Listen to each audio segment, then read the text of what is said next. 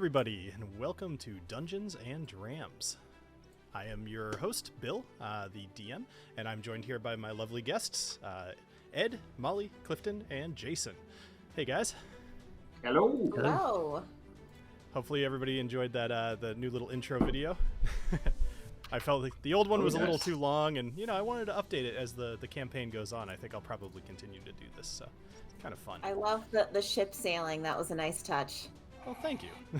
I caught that, and I was like, oh, this is a little bit of a prequel to our journey ahead, and it was kind of cool. Absolutely. Yeah, I was I assuming love it the music was great. The Thank snake you. was a little creepy. Oh yeah, snake is always good. Sunday evening Scotch enjoyed it, so awesome. Hey everybody in the chat tonight, thank you guys for joining. As usual, I'm gonna go around the room and just talk to people about what they're drinking, but I'm gonna bogart the conversation first this time, and I'm gonna pop a brand new bottle. So this is the Deanston Virgin Oak. I actually just picked this up a couple days ago, specifically because last week on the stream, Clifton was talking about it. So, or specifically Deanston, and I was like, I want to find a Deanston bottle of some sort, and Virgin Oak was the only one I could find, but I'll go for it anyway. So here's a good. Let's get a little fresh pop. Beautiful. Nice. Oh, that's a good one. That was definitely a good one. Hopefully, I was a good influence on you. I think you usually are, but we'll see.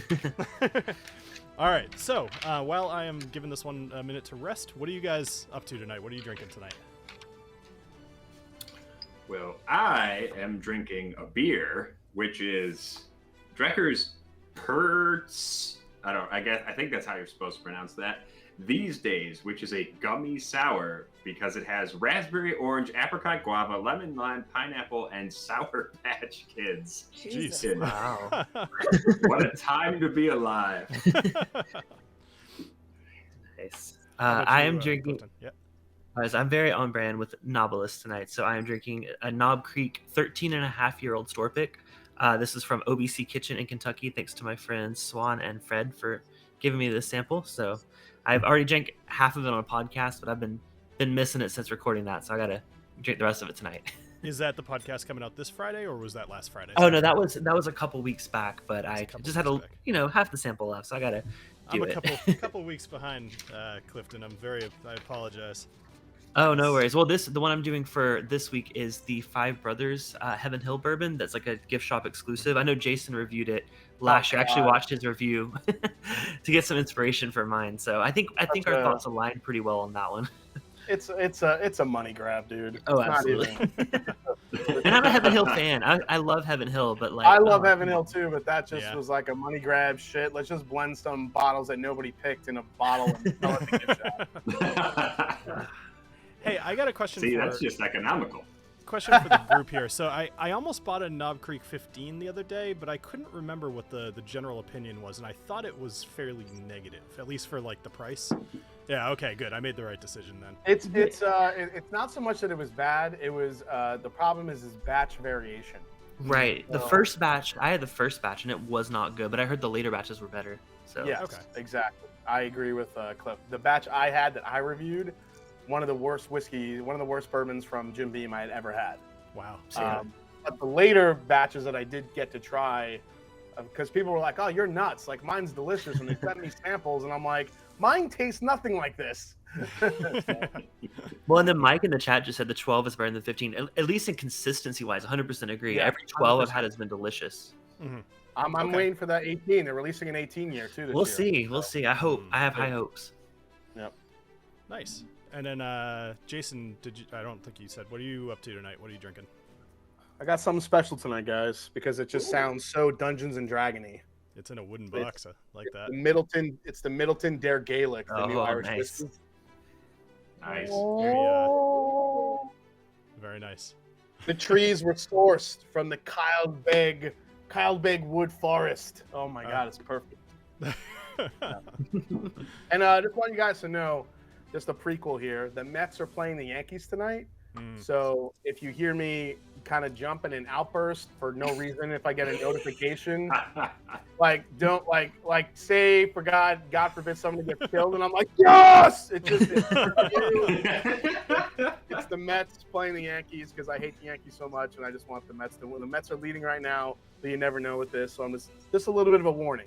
Well, the good news is that you're the only one that ever dies, so I think you'll be all right. Well, actually, I'm the only one that ever gets close to dying because That's true. I definitely overestimate my abilities. You tend to be a little foolhardy. Next time That's somebody okay. says get on the boat, I don't care what's happening with anyone. I'm getting on the boat. Excellent. So you can all learn. This is wonderful. Lesson This is a learned. lesson. Cheers. By the way, this Deanston, pretty good. It feels like something that could be, especially if I remember the price was fairly low. I could see drinking this one just like casually. I don't think. Yeah, well, when you asked me, I was like, I don't remember loving that one, but that's because I've had some of the higher end Deanstons that have been really great. So that was one of the first ones I ever tried. So, but like you said, like casual sipper, I could totally see that. Yeah, I I think think that's one of those that's kind of like for the naked malt crowd, the people who don't want a lot of that really heavy other spirit influence from See, I'm the sherry opposite. or I'm the Bursfield, opposite. whatever. Yeah, people really love that because it's just that pure malt flavor. Yep. Nice. All right. Well, without further ado, why don't I give you guys a little recap of what happened last week? So, when last we saw our adventurers, what was that? I missed I I it. said believe you Steve. said, please don't. Oh, because don't the worry. ones embarrassed. when last we saw our adventurers, they had awoken in the Drunken Seal Inn to the sound of a carriage being towed through the streets carrying a criminal by the name of Varys Nighthold, a frost elf who had been accused of attempted assassination on one of the members of the Zephyr Council. While following the carriage to the prison ship, the Mighty Maiden, our heroes met Captain Squall Montague and his first mate Charles Durham, and had just received their jobs on board the ship when a group of frost elves, apparently set on rescuing Varys, attacked. The elves killed 2 guards and would have rescued Varys if not for the help of our intrepid adventurers and their unwillingness to listen to their new captain, who told them to fight, not to fight, and to just get on the boat. So, we return. The frost elves defeated Varys, the crew, and the party on the ship, the group tending to their wounds, and the boat beginning its voyage to Knife's Edge. Right about here, in Alouette Harbor, you just left. Giant hand. And you need to make your way down this little blue dotted line over to Knife's Edge on the continent of Ikari. So, this trip will probably take you about 3 or 4 days if you have good weather. It's a fairly quick sail and pretty easy waters, so we'll see what happens. All right, going over to the boat. All right, so you guys are now here on the Mighty Maiden. You are out in the ocean. And the background is moving. Woo! Ooh. I'm just glad Oh, there's wait, lifeboats. That looks cool. I'm singing Downeaster Alexa from Billy Joel in my head. Fantastic. All right, so let's kind of get into this game here. All right, so you guys have left the shores. You've drifted away, and you are. So you've just drifted away from shore.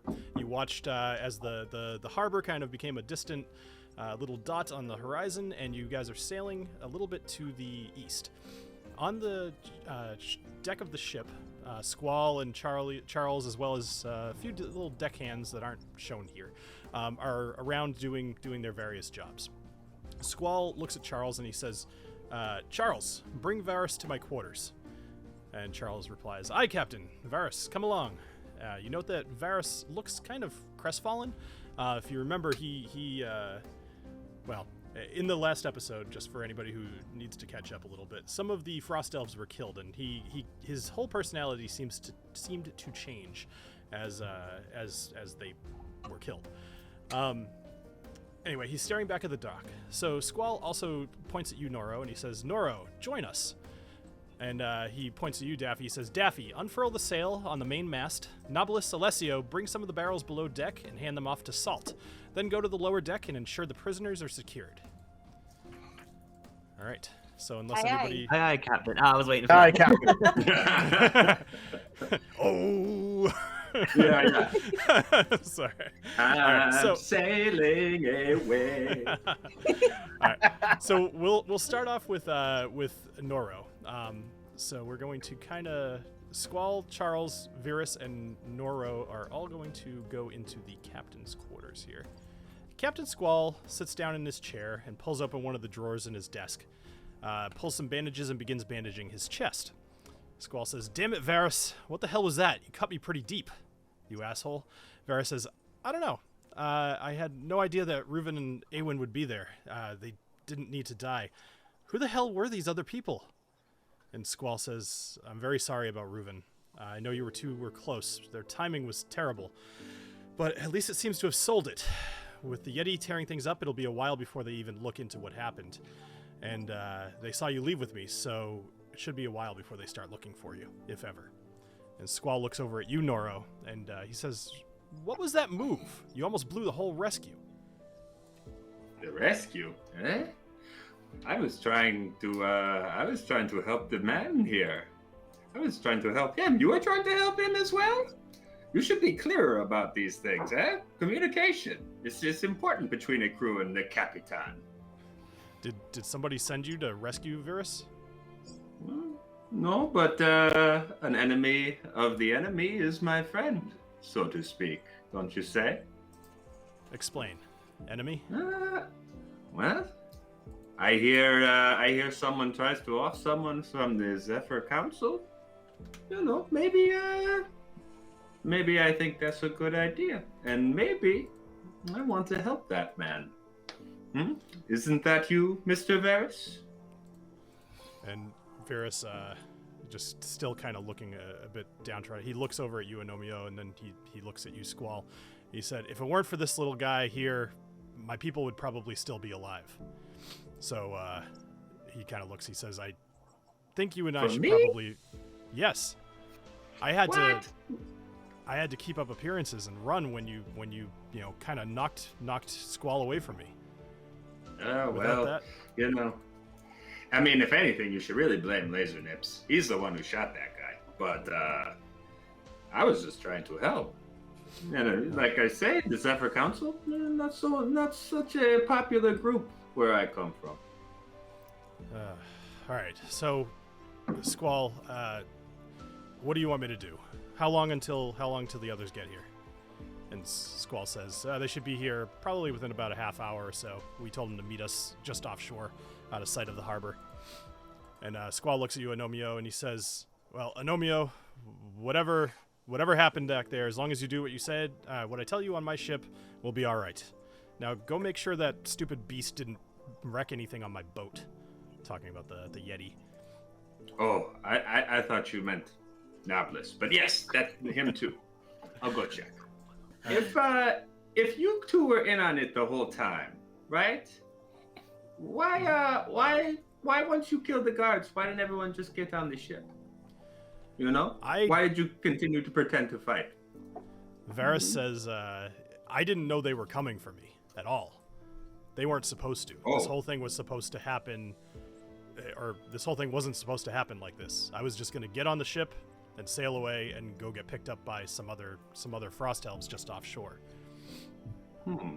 So really, it doesn't sound like it's my fault. Sounds like you don't know how to keep your people in line. Okay, bye-bye. Moving along over to, let's go to Knobolas and Alessio. So the two of you are just going below deck. You've both got some barrels with you, and you're on your way to kind of bring them over to salt the chef of the boat. Salt Bay. Salt Bay. So, I thought you meant we would literally be salting him. I got you now.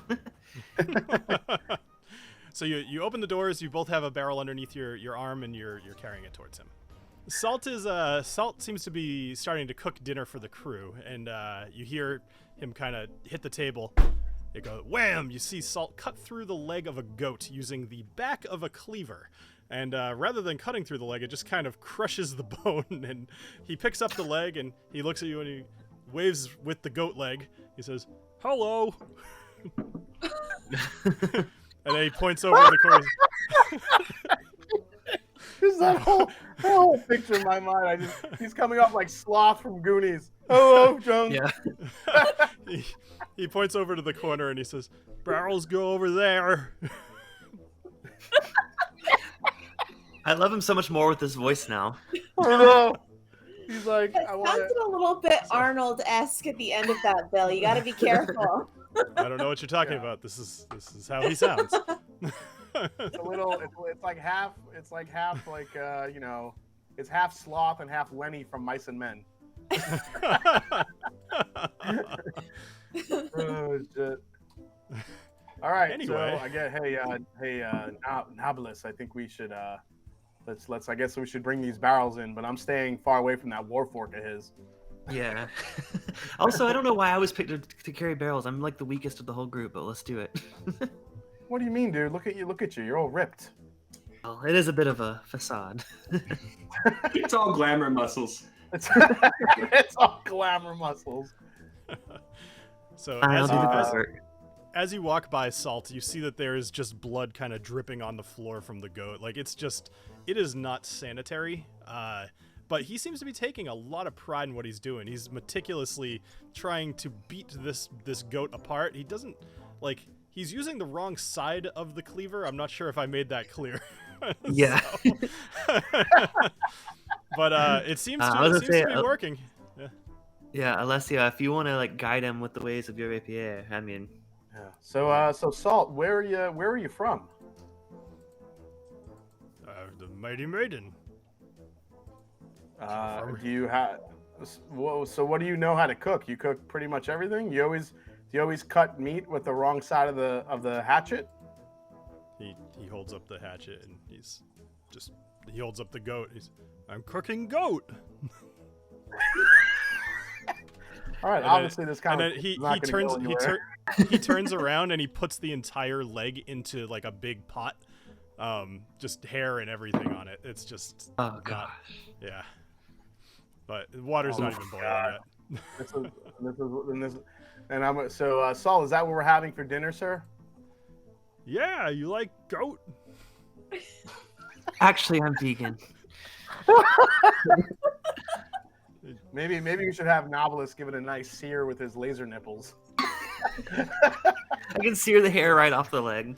He Saul, actually he yeah, looks is at there you when anything you else say, you he's, need? "No, I'm the cook. No touch my food."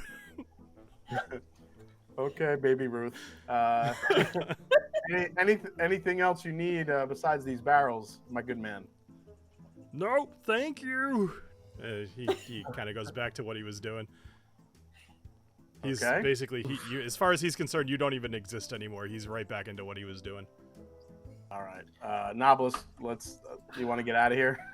Yeah, I hate that we're both almost dead, so we're probably gonna have to eat whatever he's cooking to survive. I'm with you. All right.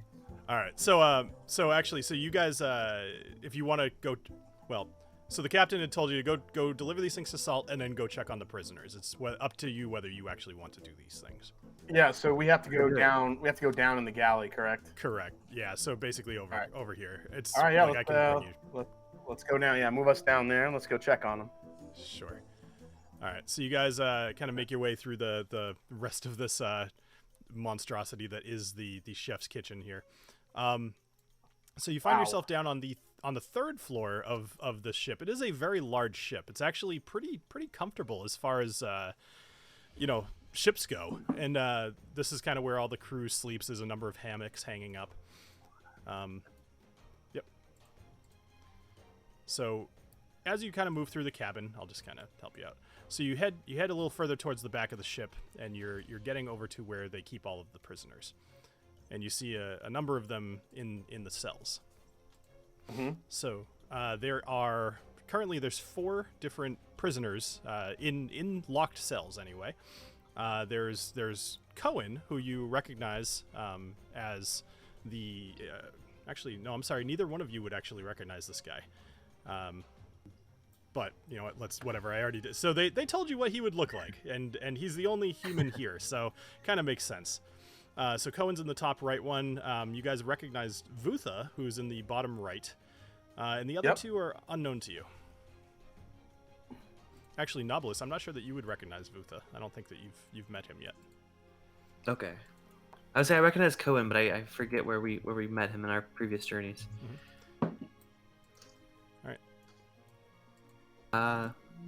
All right, Novelist, I guess you want to let's talk to these guys. Let's see. Yes. You let's see pick. You go first. Well, let's talk to, since we've met the Dragon Breath before, or is that what they're referred to as? I forgot what they're called. Dragonborn. Dragonborn. Yep. So as you get closer to Vutha's cell here, he looks up and he sees you, and he immediately gets on his feet and just charges at the side of the cell. He says, "Alessio, you son of a bitch! You put that stone in my store!" And Vutha grabs the bars of his cell, and you hear them starting to creak under his strength. They're holding, but he is pissed. And you see him take a step, kind of half a step back, and he breathes in deeply. I would like both of you guys to make Constitution saving throws. Oh, God. Is he going to try to burn me to death? I was like, I was about to step out of the way. So Constitution, wait, an ability check or a saving throw? Saving throw. Okay. All right, I got 22, so I'm good. Done good. All right, not bad. So Vutha actually he sprays acid. He kind of, and dragonborns have this inherent ability to be able to kind of mimic like a dragon's breath attack, and so he shoots this big stream of acid out about 30 feet. And let's see, what did you roll? I'm sorry, I missed that. So 22 and a 14. Yeah. All right, so you both save, and actually he only did a couple of points of damage. So you both take 1 point of damage as the acid kind of flies in between you. A few little spots kind of landing on your skin, taking a little bit of damage. It's only just it makes sense that we're down in a ship. There's literally people in cells, and we somehow get damaged. Leave it to us. Leave it to us. Wah, wah, wrong choice. That's okay. All right. So anyway, he says, "You son of a bitch! Now I have to go to Knife's Edge, and it's all your fault." I don't know what you're talking about, sir. You were in with Nexori. She told me that you put the stones in my store, and they were listening in. This Dean's good. Well.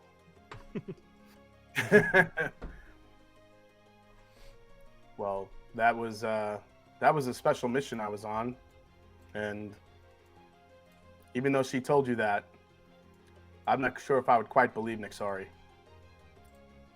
Well, regardless, I'm stuck in here, and if I see you come near my cell again, I'm gonna keep taking shots at you. Novelist steps away. And I'll start with Alessio. He's a very forthright lizard man. He's very honest. He's very honest. Yeah. There's no mess that you can't explain him out anything. All right, who's this guy with the one pointy ear? All right, so this is he introduces himself and he says, "Hi, I'm Tanston Fizzlespan." Sorry, I didn't. You sound a lot like Salt Tanston. My God, that wasn't the voice I intended to do. Sorry. This is the episode of Bill's voices.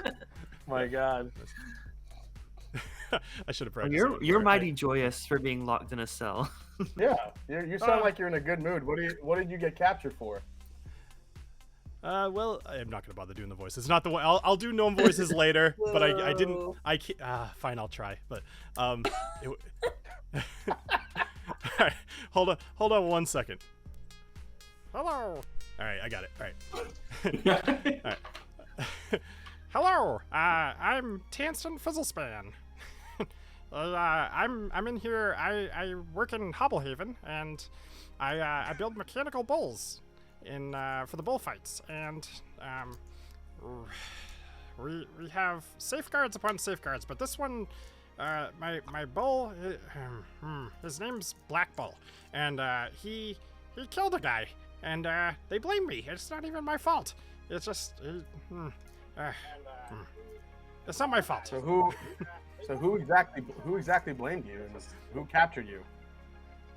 Well, I mean, when your bull kills somebody in the ring, it's pretty obvious because there's a lot of people watching, and the guards came, they arrested me, and I was questioned as to why it killed somebody, and now I'm sent here, and you know, I've got lots of experience with explosives, so they figured they'd send me over to Knife's Edge to help with the mining.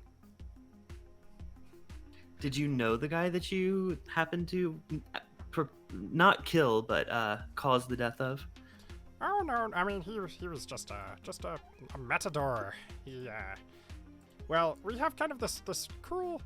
I guess you'd call it cruel. We have this sport in Hobblehaven where people try to ride the mechanical bulls and see how long they can stay on them, and then they jump off and they try to fight with the bulls, and usually it's a very fun thing to watch. If you ever go to Hobblehaven, you should go check it out.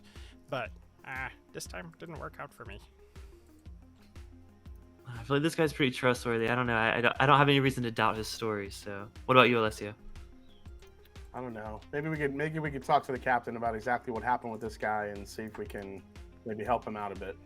Sounds good. What about All right. making our way around? Let's go up to Mr. Mr. Dark. Mr. Not quite as attractive as me. Yeah. I love that it's always a competition. I know. Yeah, it's always a competition. Yeah. Yes, immediately it's who's better looking. Yes. Anyway, so go ahead. So he's not going to even introduce himself to us. Oh, he doesn't. Did we get his name? He doesn't have a name on him, so. You don't know him. Okay. Hey there. What are you in for? He's currently standing towards the back of his cell. I mean, these cells are not terribly comfortable. They're basically just hay on a floor and really nothing to do. And he's standing there. He's just trying to look composed. He turns around and he says, "Just leave me alone." Hey, you kind of look like some of the guys that attacked us there back before we got on the ship. You know any of those folks? He actually, well, do me a favor, roll persuasion, because let's get some rolls in here, because we're playing Dungeons and Dragons. Just him. Friggin' rolls in here. Here we go. Like a bakery. Get those rolls. I can't persuade anything. That's all right. So he actually. Novelist, try. I was gonna say, yeah. I kind of want to question further, like where's he from, or is yeah, he... you're both ridiculously good looking. Maybe he'll listen to you. So I'll ask where he's from. Before you roll, so he's gonna kind of react a little bit to you, Alessio. So he's gonna turn around. And he says, "I am not one of those filthy frost elves. I am a high elf. I am from the city of Riviere. Now leave me alone." Oh. Go ahead, Novelist. You talk to him. Well, I mean, am I correct in believe that's the same area that's near where the council is, or is it not quite the same area? It's the same area. That's where the council is. Same area. Yep. Mm-hmm. Have you heard? I want to ask him. Have you heard anything about one of the members of the council being killed? No. I heard there was an attempt on one of their lives, but not. I don't believe it was successful. Drusilla Kelnilis is the High Elf Counselor, and I believe Varus. He's looking confused, not me. I believe somebody tried to make an attempt on her life. One of the Frost Elves, actually. See, I guess I was under the impression that they died, but okay, great to know. Well, Now ask him how a high elf ends up down here. yeah, I mean, well, I know you don't want to talk to us, but like, hey, I'm your half brother. I mean, can you tell us a little bit? Because I mean, there's this joyous of a guy over here that just accidentally killed someone with the bull. So maybe it was an accident. Whatever you did, just let us know. He looks again very insulted, and he says, "Do not presume that a mongrel like yourself is anything like me." Oh, this guy is quite the ego. Novelist doesn't take too kindly to that, but I think Novelist might save this conversation for later. All right. You have I'm just gonna say you have quite the ego on you, elf boy. So I'm not sure you should have such a high ego for someone that's locked in a cell. But talk to you later. He even though he has nowhere to really look, there's no window in his cell. He turns and faces the wall just to not look at you specifically. So. All right. Novelist flips him off as he walks by.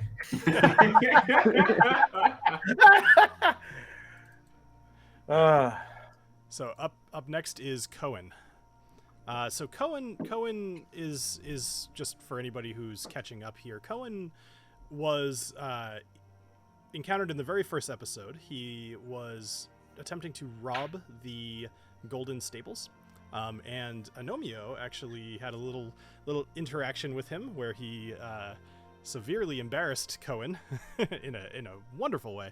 And Alessio was given an assignment to find Cohen, and I'll leave the rest a mystery here. So are you the one they call Cohen? Aye, that's me. Why are you down here? I got caught up in the Golden Stables. How do you know who I am? Yeah, that doesn't really matter. Okay. Do you know where you're going right now? I presume Knife's Edge.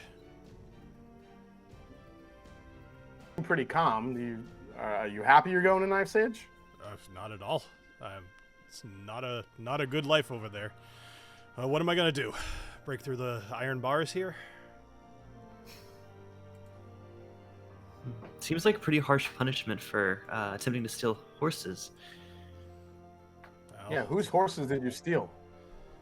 It doesn't matter whose horses they were. It's just this is not the first time I've been caught. I think it was just one too many.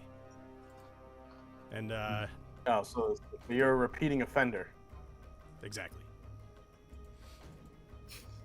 I'm glad you admit it. Not much use in denying it. I'm already on the ship. Got a point. So what do you know about Knife's Edge? I know it's run by a bunch of orcs. It's a slave camp.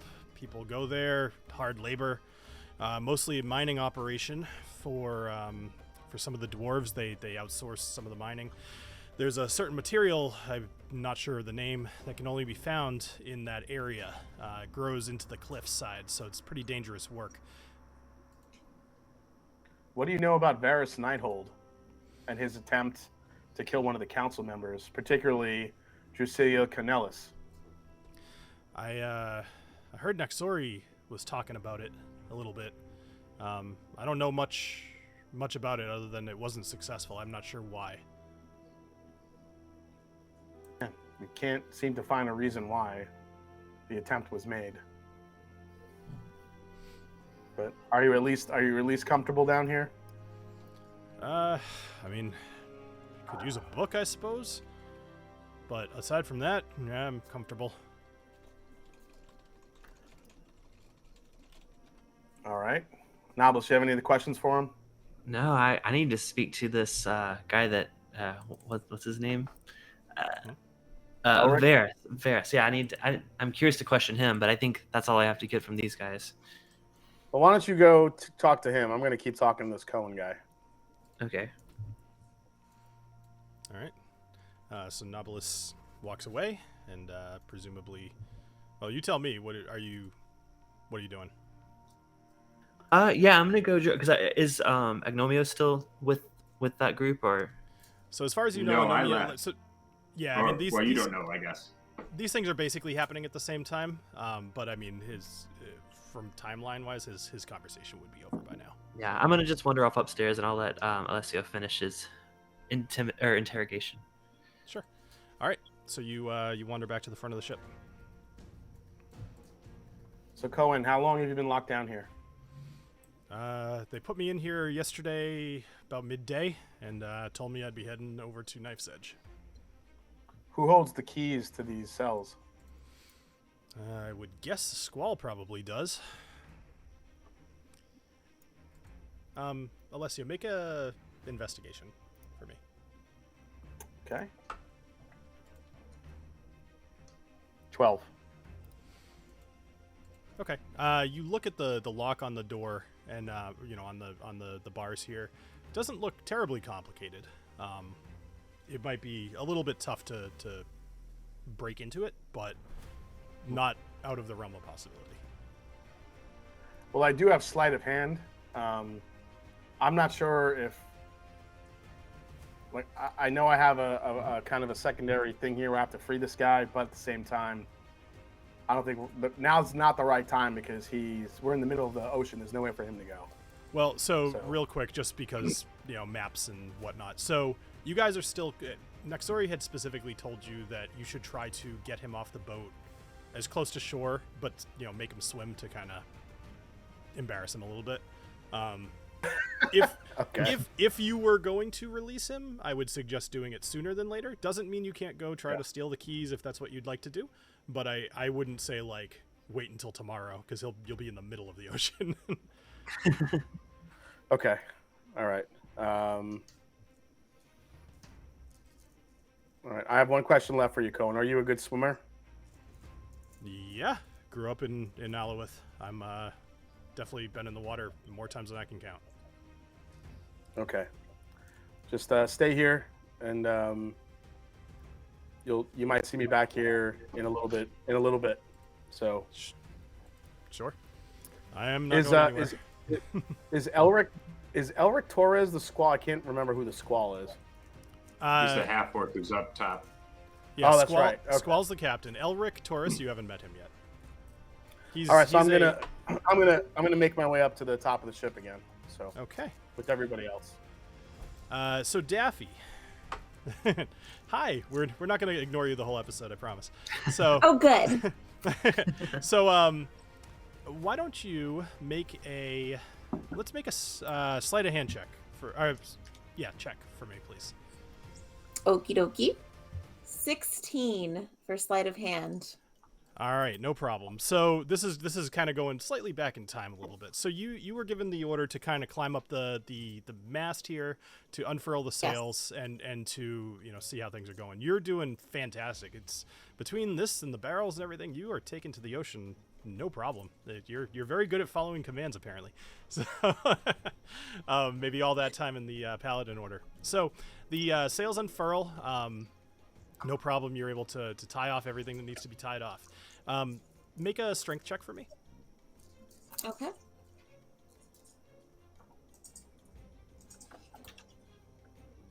For strength, I'm getting a 13. 13. Okay. So you're able to use some of the rigging to get up to the crow's nest. So go ahead and give me a perception check too, please. Okay. The system is so fun. The system is down. Yeah, I know. I'm just playing that techno music in my brain from Strong Bad. Oh, it's the best. I'm so happy that you know it. Ah, wonderful. And then the dragon comes. In the night. All right, and I'm sorry. What was the roll I was supposed to make now? Trogdor, please. So no, perception. Roll for Trogdor. Roll for burninating. Oh, you had an 18. No problem. That so was you a 7.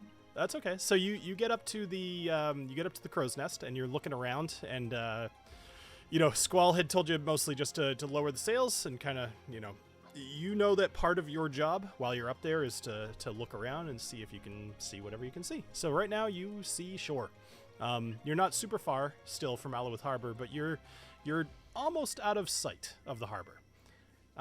Roll one more perception check for me. You're going to be looking for something slightly different this time. Okay. Let's see what my elven eyes can spy. Nice. Ooh, Fantastic. 19. I see something. So you see that one of the buildings on the harbor, like right on near the docks, is actually on fire. And you see a little white dot kind of moving very quickly across the piers. So it seems that the Yeti is probably still just wrecking shit.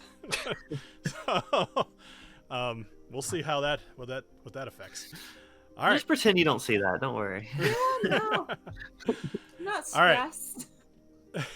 So, would you like to stay up in the crow's nest, or would you like to do something different?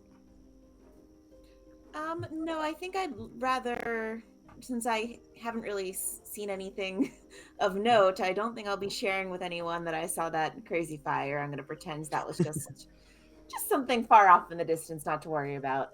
I'd rather be around people. Okay, so you're going to climb back down, or? Yes, I will climb back down. Okay. No problem. So you climb back down, you're on the deck here, and just kind of doing your job. You're supposed to be inspecting the ropes. You're making sure everything is tied up tight, and for the moment, you're doing what you need to be doing. All right, Alessio. So you just come up to the main deck here. Yep. So you're now near Anomia and Daffy. Actually, Novelist would be up here as well at this point. So actually, you guys basically you're all together now on the main deck. There's nobody else on this area of the deck with you.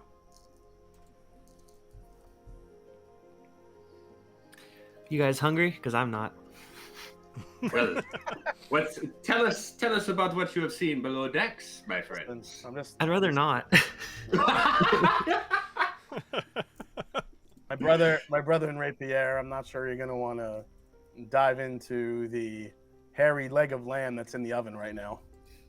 Yes. Well, Yeah, I mean, maybe you I've would. eaten worse.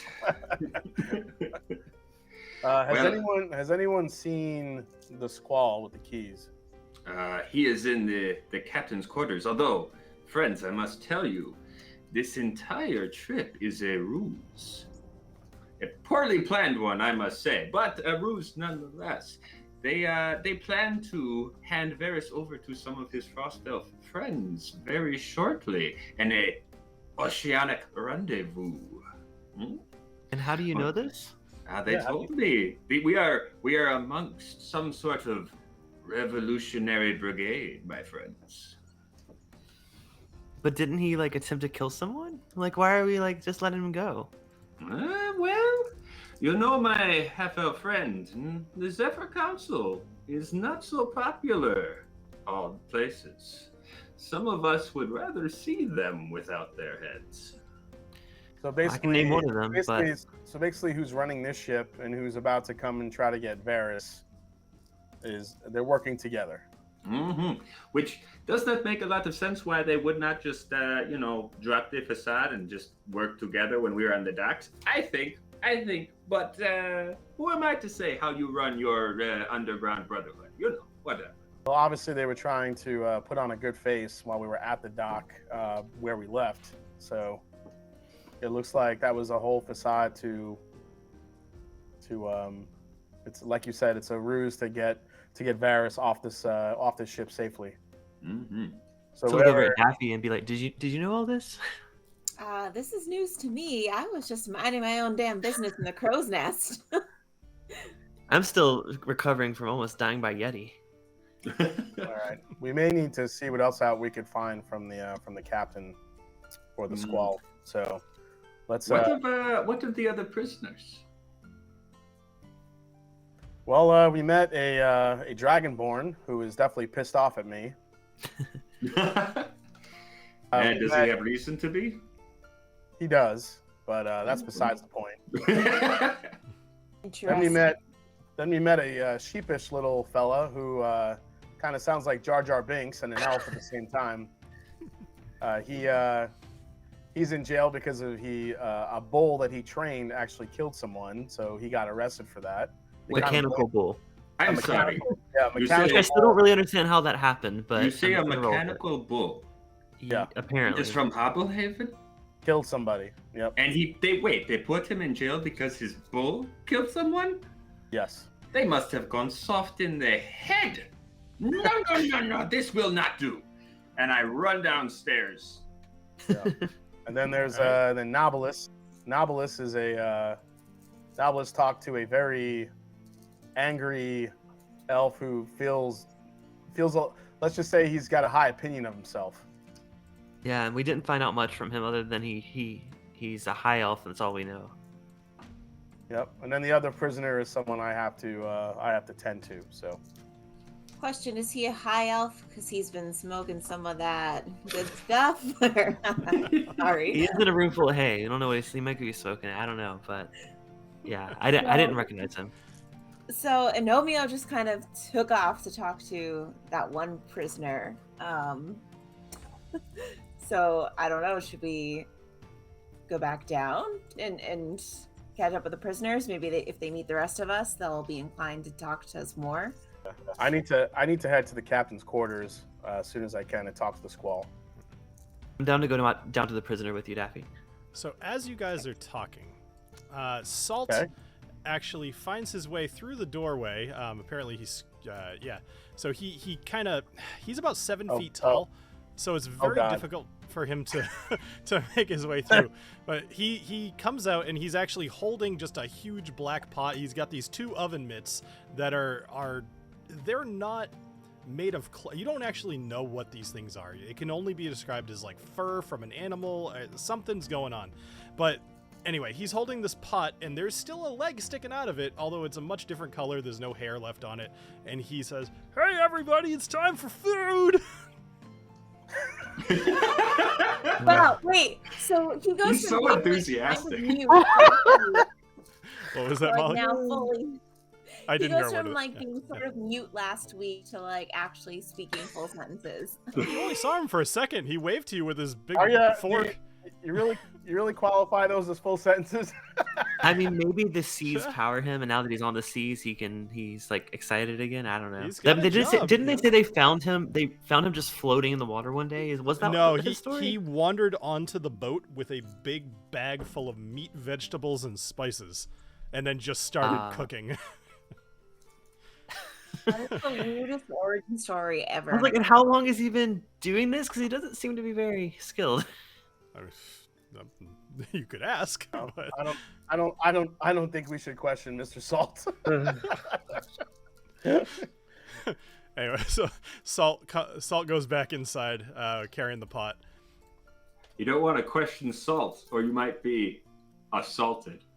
Well, you know what? If it's You're time not even there, Anomia. I don't care. Fun's transcendentality. I think if there's time to eat now, then I think everyone we need to speak to should be at dinner. So let's go get ready for a meal. All right. Whoopee. So you guys are going to head inside and have some food. All right. So Squall and Charles, while I'm setting up the scene here, Squall and Charles head into the what do you call it? I guess the galley. You guys all, actually not Agnomeio, the several of you. Tokens. Don't worry, I know you're not. Let's all go to the galley. Let's all go to the galley. All right. So it's a pretty small galley, despite the fact that it's a fairly large ship, not exactly made for group meals. But Salt is handing out bowls full of stew. There seems to be pretty big chunks of meat, and it actually looks pretty good. There's occasional piece of little white hair floating in it, but that's about it. So Anomio is below deck, presumably. Salt is still in the kitchen, and Squall and Charles are sitting at the table, along with... That's not the right guy. Sorry. Along with Elric Taurus, who is... he introduces himself as you walk in. He says, "Hey, everybody. You guys must be the new recruits. My name's Elric. I'm the ship wizard, and welcome to the ship. Welcome to the Mighty Maiden." I'm the ship wizard? Ship wizard. That's a role I didn't know existed. Yeah, tell us what a ship wizard does. Well, there's lots of things that magic can fix that hands necessarily can't fix either enough or quick enough. I can take care of that if there's any sort of pirate attack. Doesn't hurt to have a magic user on board. And hopefully there's not a whole lot that I do that you'll need to see. Oh, that's good to know. Yeah. Sometimes we get stuck. I can make a big old gust of wind to keep our sails going.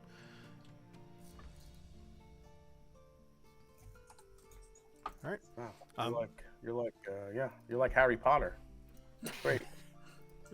I don't. Is he from Alouette? I don't know Harry Potter. He must be like a clay, like a ceramics. Yeah, he's a friend of mine. You'll meet him on Knife's Edge.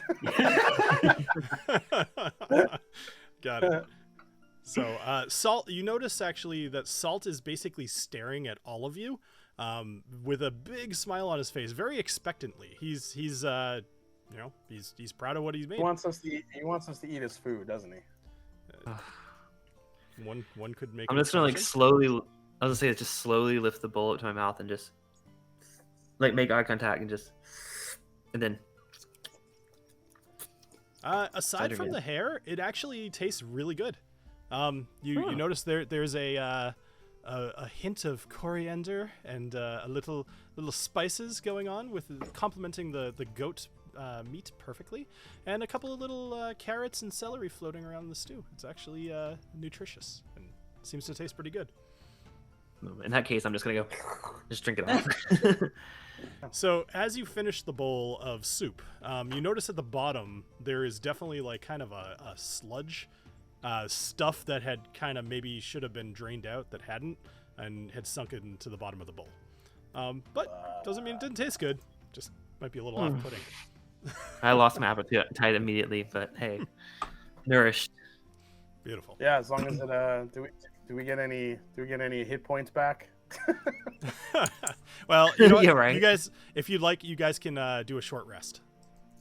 So let's go over here and let's have a quick little update on what people are drinking. Hi to everybody that's still in the chat. I hope you guys are enjoying the game. Yeah, let us know what you guys are drinking. So I'm still in the Knob Creek 13 and a half year. And, you know, I don't know if it's just this pick, and I said this on my podcast. It's like, I have a better memory of these older Knob Creek picks being better. To me, this one was super dry and it's almost tastes over oak like the 15 did. I know, Jason, you and I were talking about, like, we were talking a little earlier about the 15 year.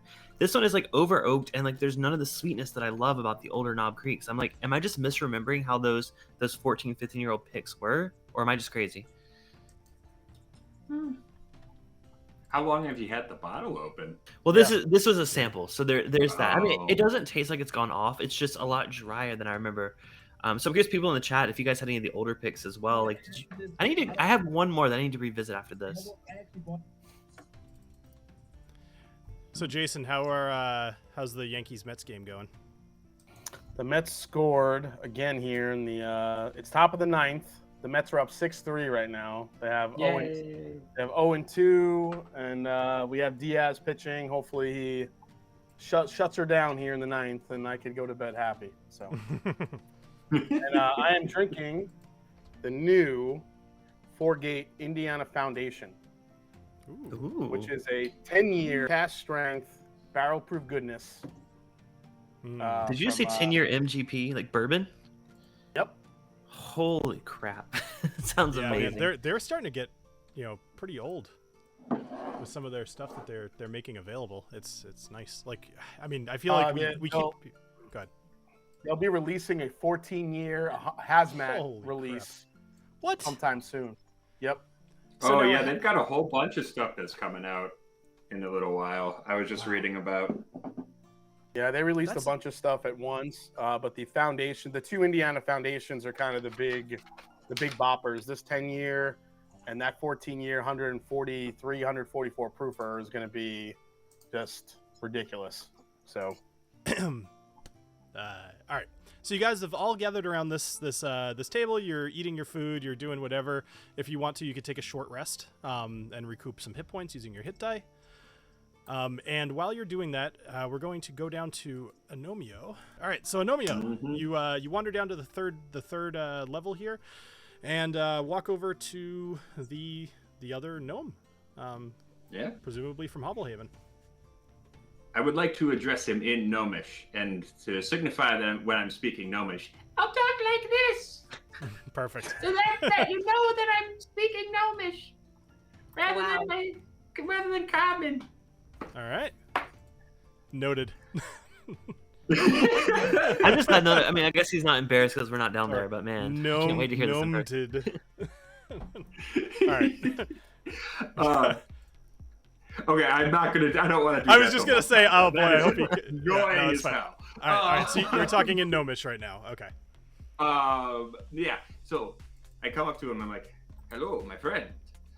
I have heard you have been unjustly imprisoned. Well, yeah, I mean, like I said to the other guys, my bull killed somebody, so, I mean, I guess it all depends on how you view it, but, I mean, I would rather not be here. Sure. I tell you, my friend, when a gnome steps into the plaza, with a mechanical bull. He takes his life into his own hands. It is no one's responsibility to save him, much less the engineer. You did your duty to gnome kind by making the best bull you could. And that man, lad, I don't care, whoever, died honorably as he should have. My friend, this is a grave injustice. I mean, to be perfectly fair, I wouldn't say it was. I mean, yes, you're right. It was noble, but it was probably embarrassing. It was. He really got killed. That thing had some sharp horns, but that is death in the afternoon, my friend. That is what a gnome lives for. This will not stand. I shall see you released. Well, hold on, sir. You're from Hobblehaven? I am. Have you not heard of the mighty Noro? Noro. Is that Come on, I'm a big deal. It's with a G? Yes. No, I make the heard sign it. of the Never G. No. No, I'm just kidding. I get that a lot. I've actually, your hat looks familiar, but I'm not really sure. Anyway, so, if I'm gonna be honest, it's, maybe a little bit more than just the bowl. It was maybe a couple of explosions too, and maybe a couple more than a couple explosions. So, yeah. Okay, wait a minute. May I ask who or what you exploded?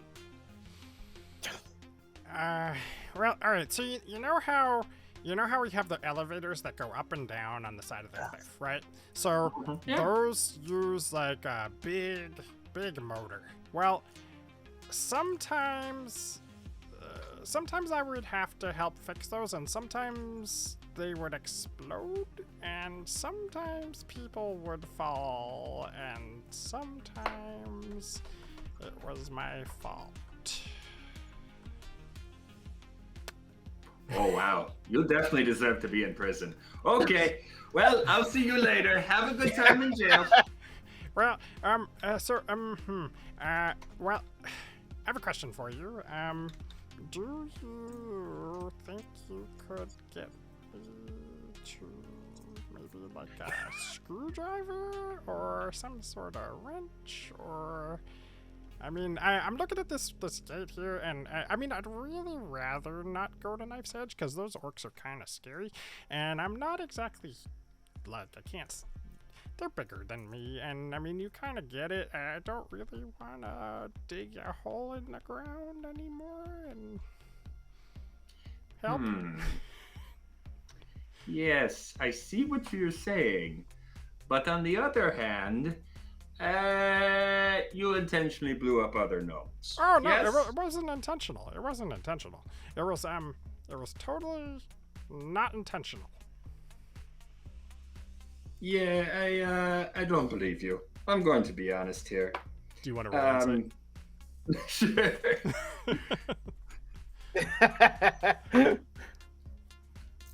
12. The first time was not intentional. But the second and the third time might, or you know, he definitely, yeah, not all of them were unintentional. He maybe. Yes, well, if there is one thing that I will not accept, it is someone playing cavalier with another's life. You may try the gate on your own, but do not expect any help from me. Good day, sir. Screw and you. as I Screw you. and as I walk by, and I'll just tip my hat. Cohen, my friend. he looks at you.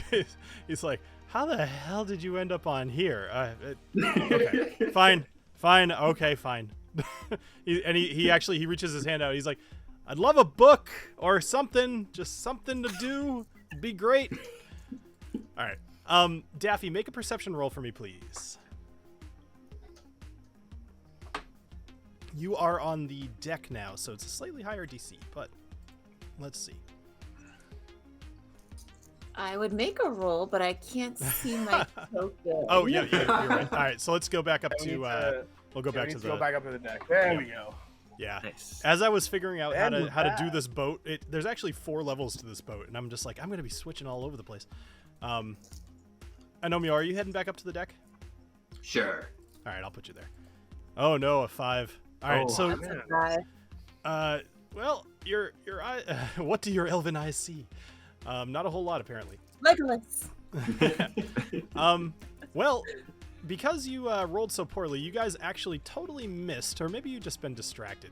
This boat that comes up right next to your boat here. Boop, boop, boop, boom. Oh dear. So a boat kind of saddles alongside the Mighty Maiden. There's a few different frost elves on the top, and 2 of them have crossbows just kind of in their hands. They're not necessarily threatening, but they're definitely kind of in a defensive position. And as they pull up to the side, what would you like to do? Oh shit, here we go again. Well, hello. How are you, friend? You want to wave at them? Like, you do. Go ahead. Hello. I assume you're here for Varys. Hello. So the a female frost elf kind of walks up from the helm, and she walks over and she waves back to you. She says, "Ahoy, Squall aboard." My God, it's Michelle. He's in the galley. I'll go get him for you. It's Michelle Pfeiffer. Oh my God, ice cold Michelle Pfeiffer, that white Yes. gold. Yes. Wow, that's good. All right, so Squall kind of hears the yelling, and he comes out and he goes, "Avandra, what an absolute surprise seeing you out here." And Avandra says, "I see that Virus is." Oh, sorry. Virus actually kind of comes with you guys, so he had been eating. And she says, "I see that Virus is unspoiled. That is good news. We must hurry, though." And she has a little sack of coins, and she chucks it up to Squall, who catches it. Just a whole bunch of gold. And Squall says, "Well," looks over at Virus. He says, "Well, considering the smell of you, probably not the worst thing in the world for you to take a little bath." And Squall pushes Virus into the ocean. With a little splash, he falls in, swims over to the other boat. They kind of help him get up using a little rope ladder, and he finds his way onto the other boat. And Bill, yep. while this all is happening, Mm-hmm.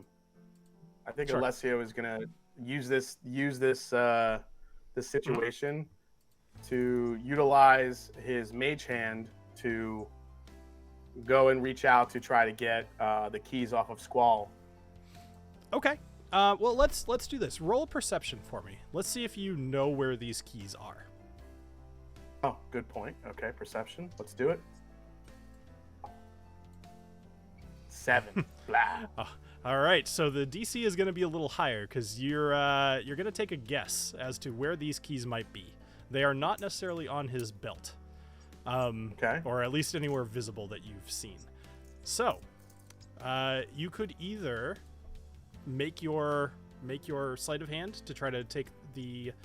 So, the way I'm looking at this is you are looking for the keys before you decide to find them and steal them, right? So you don't know where they are. I need to figure out if he has them on him or if they're actually down in the captain's quarters. So, all right, or somewhere else on the ship, in general. So looking at Squall and what he's wearing, he doesn't have it around his neck. He doesn't have it on his belt. He does have a couple of just pockets in his pants, and that seems to be it.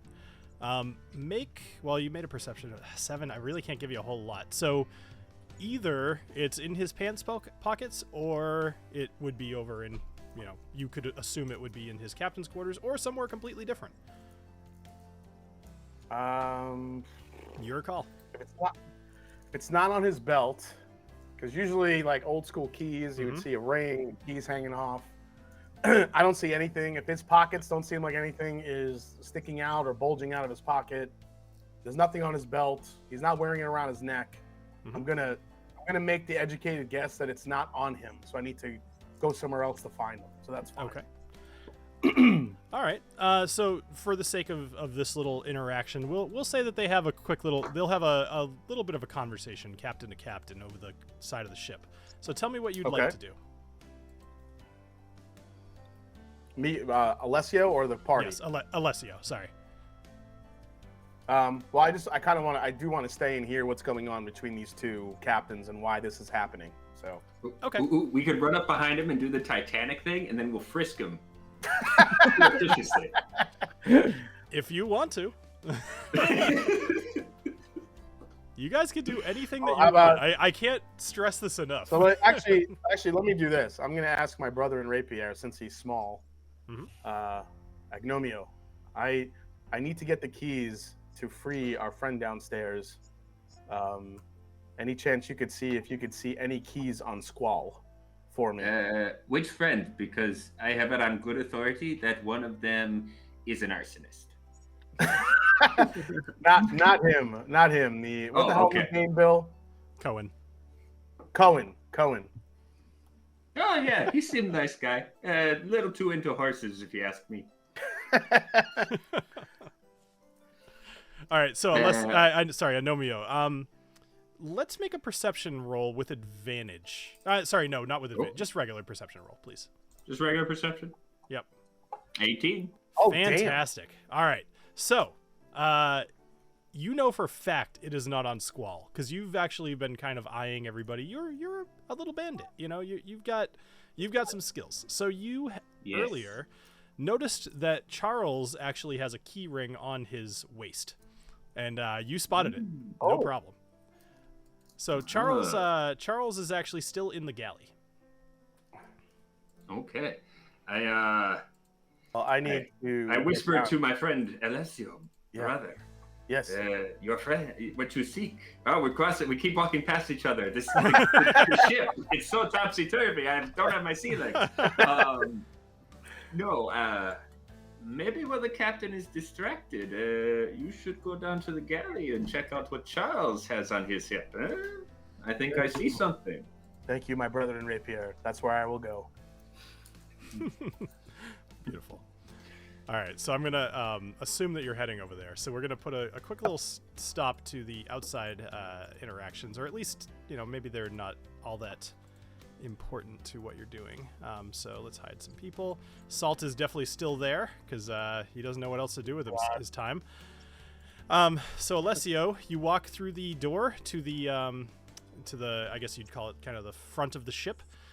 Into the galley, and Charles is still sitting. He's eating his soup. He's actually savoring it. Maybe this isn't out of the ordinary to him, and he's chatting with Elric. Elric. All right, what would you like to do? Well, I'm going to sit down, and I'm just going to start kind of a conversation with Elric and Charles. So while he's enjoying his soup, I start asking Elric some questions about his wizardry skills and where he learned,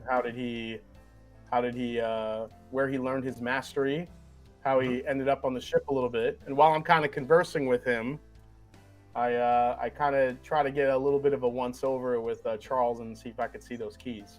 Sure. So you absolutely do. You notice them. He's not really hiding them. They're attached to his belt. There's like a little leather kind of loop, I guess you'd call it. To your knowledge, it wouldn't be that hard as a master thief to take these off of him. But if you make the attempt and you fail, he will know. If you fail by enough, I should say. All right. Well, I have a risky whiskey in the pocket here, so I'm going to use my maid's hand, and I'm going to try and use my skills to quietly take the keys off of his belt. Okay. All right. Go ahead and roll sleight of hand, please. Okay. Sleight of hand. Here we go. Yeah. Oh, Yeah. natty 20. Oh boy, you nailed it. All right, so your little hand kind of flies underneath the table, brushes past his leg, and actually what he does is he looks over at Elric and like questioningly, assuming that Elric had just touched his thigh. And while he's distracted, you deftly take the keys right off of him, and they kind of fly right back over into your hand. Not a sound was made. Alessio living up to the road. What a criminal great spy. time! I love it. Love that Great you timing. recommend it. Great timing. Yep. I look across the table. I say, Charles, are you okay? And he kind of looks over at Elric. He goes, "Yeah, no, I'm good." He looks a little confused. He like put off, like really put off. Maybe just a little bit more than he should be. And he gets up actually, and he goes over to Salt, and he actually holds out his bowl like he wants some more. Sounds like there's some sexual tension there. I would say it's the exact opposite. Maybe like he's just really not into it. So yeah. So I get up from the table and I say I've been asked to go check on some of the prisoners again, so I'm gonna head down to the prisoners' quarters. Elric looks up at you and he's like, "I don't fucking care." All right, damn, you fucking salty wizard. So,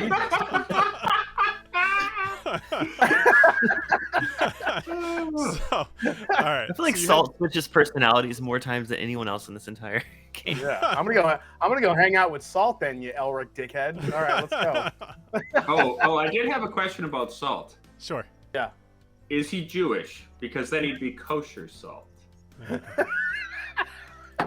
No. Come on. Come on. Well, actually, we're in the ocean, so technically he's sea salt. He would Sea salt, yeah. Yeah, he'd be sea salt. All right. So I want to make sure we keep this into time. So Alessio, you are on the third level of the ship, and you have the keys in hand. What would you like to do? So I slowly go over to Cohen's cell here, and I try to sneak over there and just slightly whisper to him, and I say, "Hey, listen, Cohen. I believe I have the keys to the cell. I'm going to let you out, but this is the plan. As soon as I let you out, you need to run, dive off the ship, and swim to shore before we get too far offshore. Do you understand?" So he actually replies back in Thieves' Cant, as to make sure that nobody else is kind of getting this. He says, "Are you part of the Shadows?" I lift up my sleeve and I show him my ring. All right. And he takes a step back and he watches as you, I'm assuming, open the gate. All right. Yep. So excellent. So you easily unlatch the gate. You actually, with that nat 20, you guessed the key properly on the very first try. Which, whatever. Who cares? It's minor. It's one of those things that makes you feel like a superhero. So so Cohen slips out of the jail cell, and he actually shuts it behind him, and you relock it, and he goes over to the he actually climbs up, because there's no windows on this level. He climbs up to the second floor. And the little, I guess you'd call it like ladder port, I don't know what you'd call it, I guess like a little hatch, leads up to kind of the front of the ship, which is a little bit further away from Salt. Now Salt is going to be able to potentially see him, so let's see what Salt sees. And Salt is serving. Salt sees. Let's see what Salt sees. All right, Salt is going to make just a regular perception check, not advantage, not disadvantage. Oh no, he rolled a 17. So Salt is going. Salt. Salt is going to see this happen, but we'll find out how that interacts later. Anyway, Cohen ends up diving off the side of the front of the ship. Daffy, because it's kind of your job to be watching things, make one more perception check, please. Oh. And that's All gonna right. be a 5. So you Risky water. Risky No, water. I'm Water. Risky. I'm kind of hold on. glad she didn't. I'm kind of glad she Risky didn't whiskey. Risky whiskey. Well, no, she's risky watering. Go ahead, make a Mhm. perception check. Yeah. Here we go again. I played my That's little, gonna roll little it. sound effect. There Oh, you that's go. better. All right, so you 14. you hear the sound of a splash, and you kind of run to the side and you look over the edge, and you see Cohen. He's sticking kind of right next to the ship, almost to the point where it's like he's getting kind of dragged along the sides, and he's kind of spinning and spinning and spinning, and you see him kind of go off the back of the boat. You, with your 14 roll, notice that nobody else on the ship seemed to have seen him disappear. Now, that being said, you haven't been to the bottom of the deck. You don't know a whole lot of anything. You just saw a person go overboard. What do? I'm gonna immediately panic and try to save them. Okay. What are you going to do? Is there anything like, I don't know, a lifesaver, Well, a floaty device? sure. Yeah, so I mean, there's let's say that there is some sort of flotation device on the side of the ship for just such an occasion, tied to a rope. We'll call it a life preserver, and you throw it overboard, and you watch Cohen ignore it completely. I'm gonna say, hey, like you might drown. Please grab onto this. I'm trying to save you, man. All right. Am I up on the same deck with her? You are just so. I mean, you would have followed him up, no problem. So you push past Salt. Yeah. I would say just now you're getting to the same area that Daffy's in. Okay. Which is where we all are with the Frost Elves. Well, so timey-wimey stuff, right? So while this is okay. all happening, I mean, they're not going to hang around. I would say that at this point, they have now peeled off. They are sailing away. You know what I'm going to do is I'm going to roll 1d2, because I love doing that. Let's see. Squall went back into his quarters. Charles went back into the galley. Actually, at the moment, because of the roll of the flip of the coin, you guys are the only ones outside. Oh, Okay. Okay. So I yell up to Daffy, Daffy, let him go. But he might be drowning. He's a strong swimmer. Yeah, at least he said. So he needs to get back to shore. Oh wait, Alessio, you let him free? Yes, I did. It's a personal mission that I'm on from the guild. I'm gonna peer over the side and wave my hat at him like an old-timey lady seeing a ship off.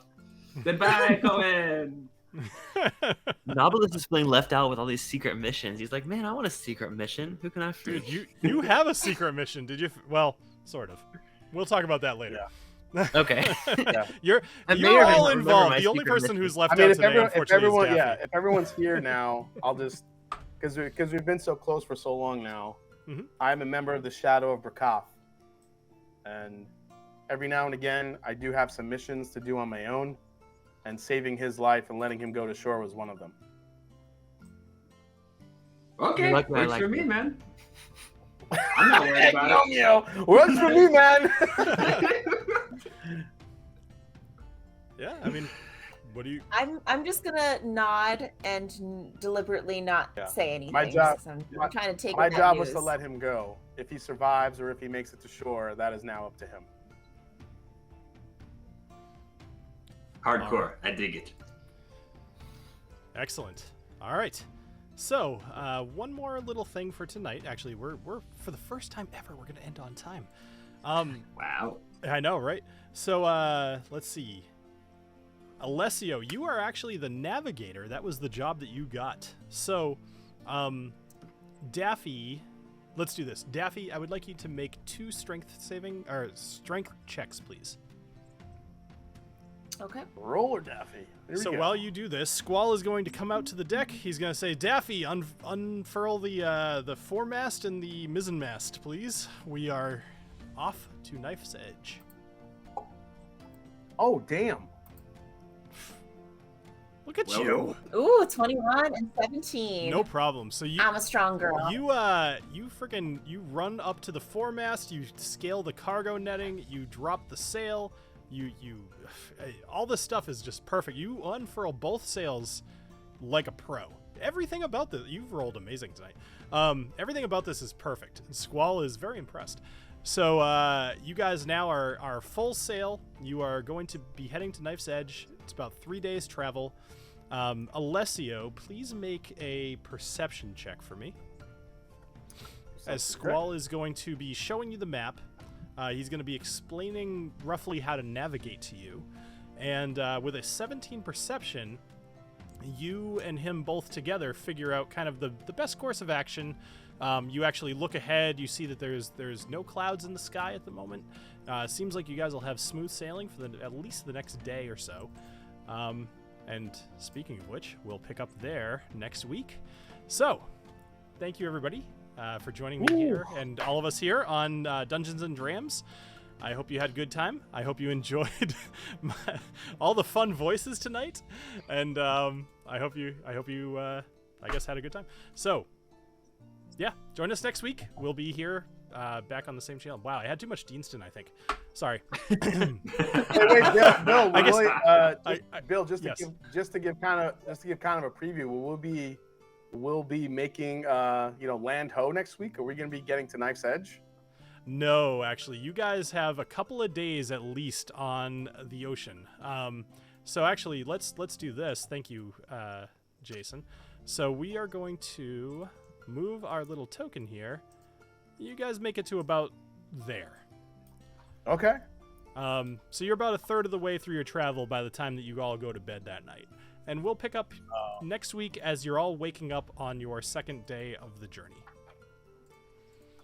All right, something crazy is gonna go down on the ship. I'm just waiting for it. But I was surprised with Caribbean shit. I'm excited. Ship happens. Beautiful. So many amazing puns tonight. I love it. All right, everybody. Thank you very much for joining us here tonight. Make sure you check the links in the description. We're all over the place now. And if you are not subscribed to the podcast, please do, even if you don't necessarily intend on listening, because you're joining us here live. Just it helps the channel to grow. So thank you, everybody, and have a great rest of your night. Cheers.